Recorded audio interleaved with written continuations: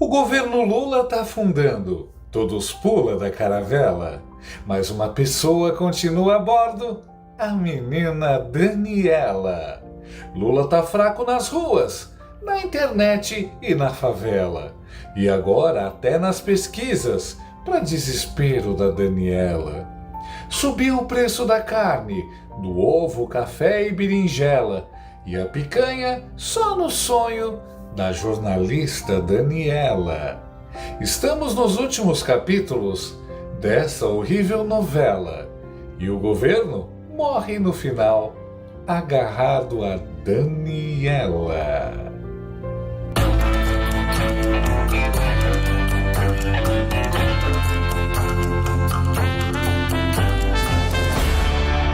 E a esquerda continua chorando e lambendo as feridas após o domingo humilhante em que Boulos tirou umas 10 pessoas feias e fedidas de uma Kombi, colocou na Paulista e chamou de manifestação contra a anistia.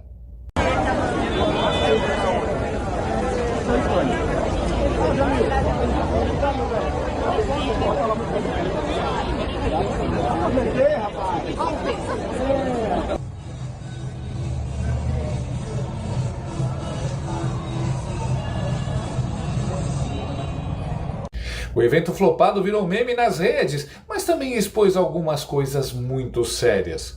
Primeiro, que ninguém comprou a narrativa do golpe. Segundo, que a grande esperança do futuro da esquerda, aquele que seria o sucessor do Lula, Guilherme Boulos, está com a popularidade mais baixa que a testosterona do Felipe Neto. E terceiro, que até os petistas mais inteligentes que o Lindbergh Farinha, ou seja, todos, sabem que sair na rua é pedir para ser zoado e deram um jeito de não participar da mini infestação. Essa combinação de más notícias bateu forte no emocional da torcida organizada do regime stalináceo, que passou os últimos dias ruminando a derrota explícita nas ruas. Impossível não se emocionar ao ver a tristeza e frustração da jornalista da Globo News e assistente de palco do Lula, Andréa Sadi. Você falou da mobilização da esquerda pela anistia, mas aí... Pela não anistia, né? Contra a anistia. Dentro do que você está falando, Flávia, entra um problema de fato que eles não conseguem mais mobilizar. Não é só no mundo digital, no analógico também. E no digital, menos ainda. Porque a direita, com tudo isso que você está narrando, 2 anos, trama golpista, investigada, não sei o quê, a direita consegue ganhar o debate nas redes e em vários pontos, como esse da Débora, como o caso do batom. Todo mundo sabe, as pessoas podem não saber no detalhe o que foi a trama golpista, mas as pessoas que acompanham redes sociais sabem do que se trata o batom da Débora. Sabem. Então isso aí foi uma narrativa que eles construíram bem sucedida, como eu falo aqui o tempo todo, são muito bons nas redes sociais, e a esquerda não parece que ainda continua... Mas lembre-se, Andréa... Calma, Andréa, o Boulos disse que a manifestação foi maior que a da direita. Eu digo a vocês sem medo de errar. Aqui hoje na Avenida Paulista tem mais gente do que no ato dos golpistas em Copacabana. Até a Globo tá admitindo que a esquerda é flopada. Coisa tá feia. Não é que a esquerda não consegue mobilizar, é que ela não tem mais apoiadores. Esquerdistas são a minoria da minoria da minoria, mas a Sagui não pode admitir isso, porque assim seria admitir que algo muito estranho aconteceu em 2022, para o Lula estar na presidência. E os poucos esquerdistas que existem não conseguem mais se mobilizar e fingir que são maioria. Acabou a grana para os sindicatos e para a mortadela. Acabou a esquerda nas ruas. A verdade é que a manifestação da esquerda sempre foi nada orgânica, feita por militantes pagos com dinheiro de sindicatos ou funcionários públicos de prefeituras do PT. Depois que o Temer tirou a contribuição sindical que pagava por essas manifestações, a coisa murchou. Não existe petista grátis e a própria Andréa Sagui é um exemplo disso. Por isso precisam bloquear contas de direita, prender pessoas de direita, prender Bolsonaro.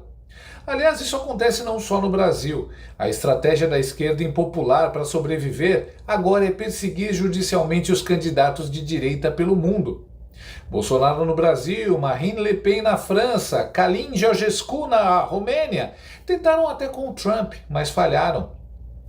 Eles têm que fazer isso, porque se deixarem concorrer, é nabo. A real é que a Andrea está meio que justificando a falta de convencimento da população pela Globo. Está dizendo: olha, patrão, a culpa não é nossa. Fizemos nosso trabalho, mas vocês não fizeram a sua parte. Tá nítido. A esquerda não consegue se mobilizar nas ruas, nem nas redes sociais e nem em frente à TV. Basta ver a baixíssima audiência da Globo. Sabe por quê? Porque a esquerda é pequena. Já sobre Débora, não foi construída uma narrativa, mas ainda há um pouco de espaço para que as verdades sejam reveladas, coisa que o consórcio evita ao máximo. Jogaram sua credibilidade no lixo. A verdade é que a esquerda só existe no Brasil hoje por causa do STF, o principal partido de esquerda do país. Sem ele, a turma do Lula seria do tamanho de um PSTU da vida. E como se não bastasse a humilhação das ruas, os petistas são obrigados a ver um instituto de pesquisa super esquerdista divulgar mais uma queda na popularidade do Lula. A maioria dos brasileiros desaprova a gestão do presidente Luiz Caidaço Lula da Silva, segundo a pesquisa Genial Quest, divulgada nesta quarta-feira. O levantamento mostra que 56% reprovam o governo, enquanto 41% aprovam. Outros 3% não souberam ou preferiram não responder. Os dados refletem uma queda na popularidade do petista. Em janeiro, 47% avaliavam a gestão de forma positiva, contra 49% que reprovavam. A nova pesquisa mostra que o desgaste se aprofundou nos últimos 3 meses. E o pior, a pesquisa mostra o bebum derretendo em fatias de público que sempre foram sua base eleitoral.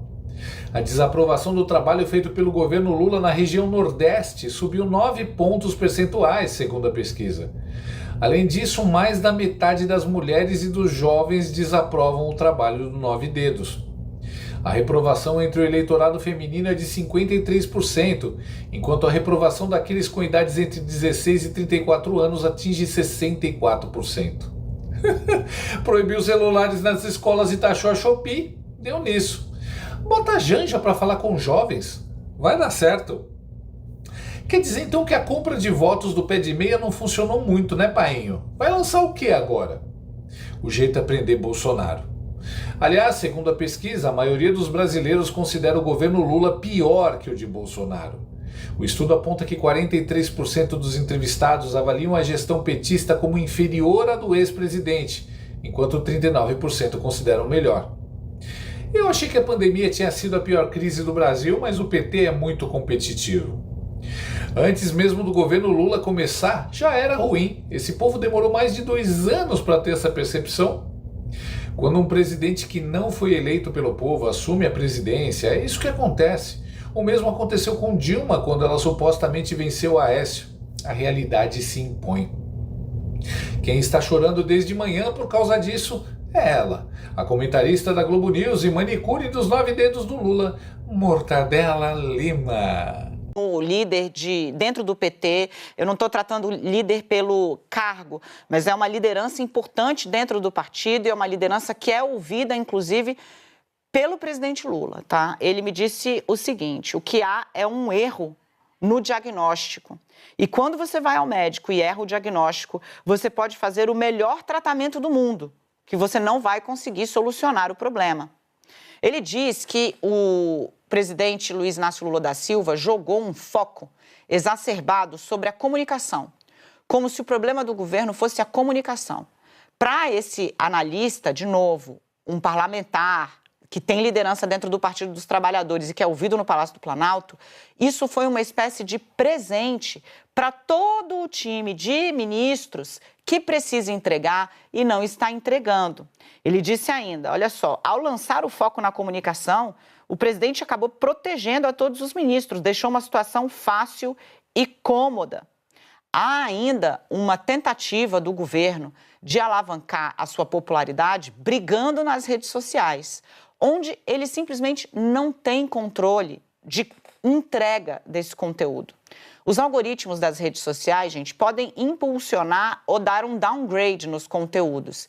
Essa estratégia de foco em rede social onde a direita está navegando há muito mais tempo e com muito mais força do que a esquerda, também é vista com certo descrédito. Para fechar, este líder, Leilani, diz basicamente o seguinte, né? O governo passa uma sensação de ser um governo ascético, ou seja, uma coisa sem muita marca. Um museu de grandes novidades, como eu disse, antecipei ali, o tom era esse, né? O Lula volta para a articulação política, nesse momento pressionado, conectando aqui os bastidores para a gente fechar o círculo inteirinho dessa cobertura. Volta para a articulação política, mergulha ele, que estava sendo muito cobrado, a fazer esses gestos para o parlamento, mas também precisa apresentar um projeto de grande porte. Lei, podemos dividir, Vivi, a telinha? A fonte me cita, por exemplo, a aposta do Pé de Meia, né, que foi muito alardeado. É um programa que paga para manter o aluno na escola. O alcance do Pé de Meia, neste momento, é de 3,6 milhões de pessoas. E ainda tem estados que, segundo a investigação, tem mais aluno, tem mais gente recebendo do que aluno inscrito na escola. Então, vai precisar fazer um pente fino. Agora, isso não é uma política global, né? O diagnóstico que está sendo feito é: cadê uma política grande, macro, de alcance robusto, que marque uma nova cara para um governo que está aí na sua terceira execução? Essa é a pergunta. A isenção do IR seria essa marca, esse cheiro, né? É o que eles pretendem, né? Mano, como é bom ver a Daniela Lima em pânico. Olha a interpretação dela, que perfeição para defender o painho. Faz até cara de espanto. De onde ela tirou que a direita usa a internet por mais tempo que a esquerda? Quer dizer que a péssima administração desse governo é culpa da internet? Tá certo.